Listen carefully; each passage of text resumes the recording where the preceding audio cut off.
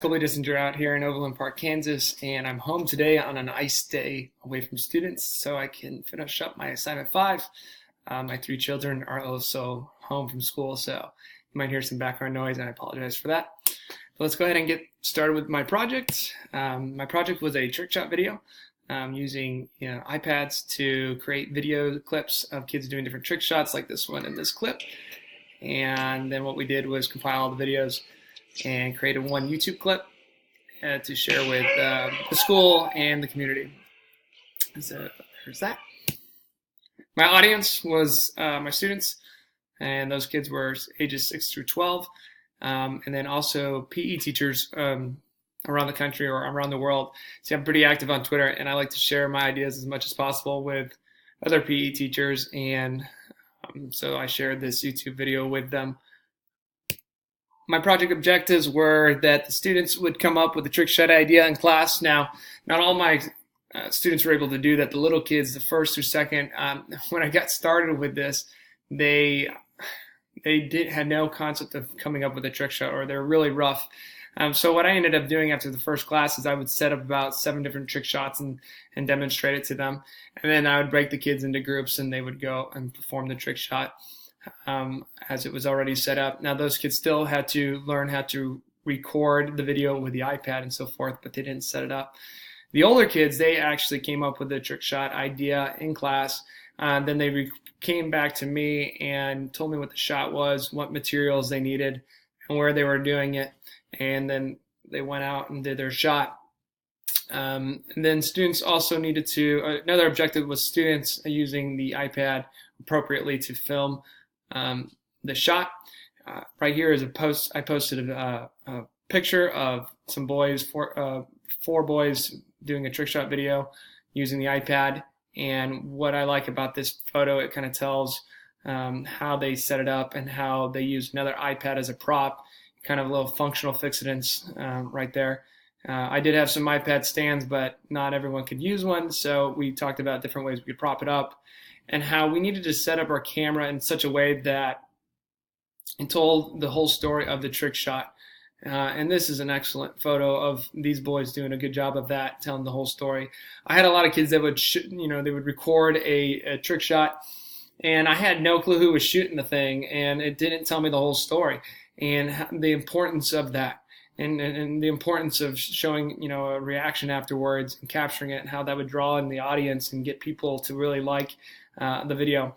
And then also another objective was the students needed to edit down their clip. They were just using the camera option on on their iPads.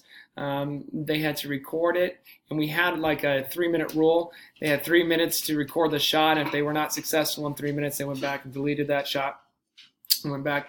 But if they did complete the shot, they needed to go back and rewatch it and crop it down to basically a small clip, editing out all the missed shots and so forth. And once they did that, they had to then airdrop it to me. And I had a Google Drive on my laptop for this specific unit. And so I created a library of different clips that they sent me.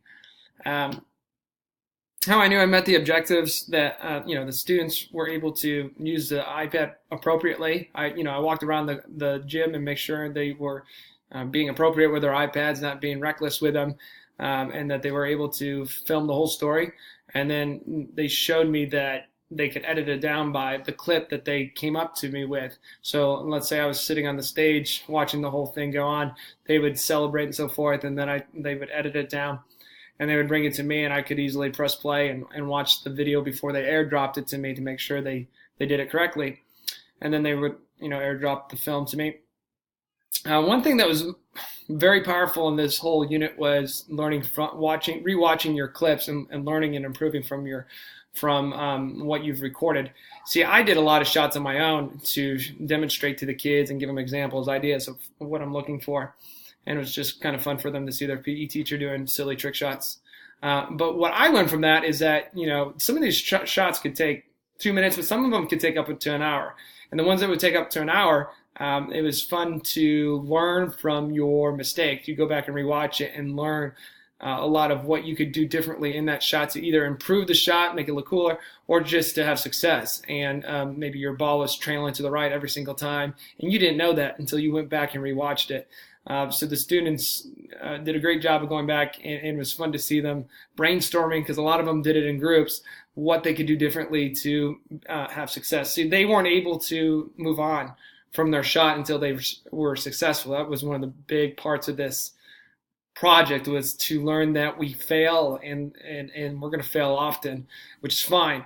But you're not going to give up. You're going to keep going until you hit it. And I had kids, so the older kids' classes are 50 minutes long. I had kids spend 50 minutes the first class and 30 minutes the next class, and they never hit the shot. And they would, can we move on? Nope. But then they would hit it, and maybe it took 2 hours later. And the joy that they showed after doing that was powerful, and that was the message of this project, is that you fail, and we're going to keep failing until we succeed. I also knew that the project met the objectives because I had a huge collection of video clips, and I had 40 plus clips, and I was able to get about a 9-minute video out of it, which was a great length. It wasn't too short, wasn't too long, but yeah. Let's see, reflection. I learned a lot about this. I'm not doing it this. I'm gonna wait a couple of years to do it again. But what I learned was that there's a lot of setup involved. It's not as easy as you think. I mean, you got to set things up. I only have so much space. You got to set it up so kids are being safe and not, throwing a ball into someone else's shot or hitting someone or whatever. And just learning the ins and outs of it, and what worked for the kids and what didn't work for the kids. And that I also think it was just totally worth it. It was a great thing to do, and I'm happy that we did it, because these kids still go back and rewatch the YouTube. It's on YouTube, so they'll rewatch it and they'll show it to their parents, they'll show it to their family. And then I also just the reaction when we showed it in the assembly. We had a school-wide assembly. The school was so involved and so proud of it. Even if they didn't make the 9 minutes, kids were proud of it. It was like their baby, and it was fun to see the reaction of that. And then just the PE teachers around the community, Twitter community, and how they responded to me about how they want to try it, and they're looking into it because they're trying to figure out a way to integrate technology, and they love this concept. My kids are fighting downstairs. And then lastly, it was unique. It was different. You think of PE, you think of elementary PE, you think of the parachute, you think of tag games, you think of playing sports, but this was different. I've never seen this before. I got the idea from the Dude Perfect guys, but it's still different and unique. It was fun to include it into the units throughout the year. Lastly, the standard that I met was, the students use technology to seek feedback that informs and improves their practice, to demonstrate their learning in a variety of ways. What I loved about using the iPad is that they, like I said before, they can go back and learn about what was successful for them and what wasn't successful for them. And what I want to do now is kind of just play the video for you. If you go to YouTube and you type in #BulldogPerfect, the video will pop up. So here's just a little snippet of it. This is the intro. I'll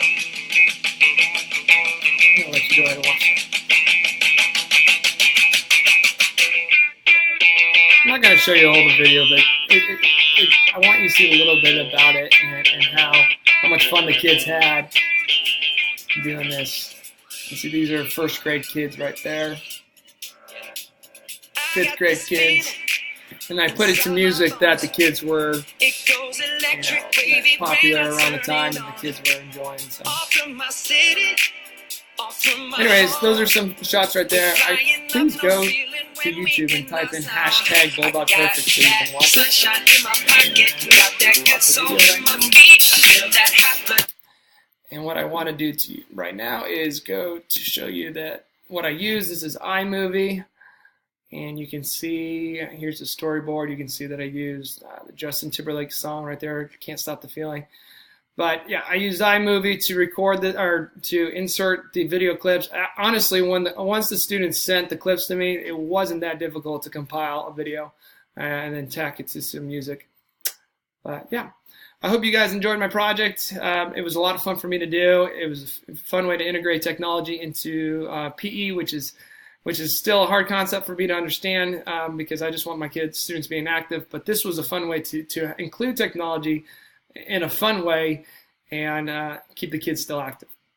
Thanks for watching my video. Take care.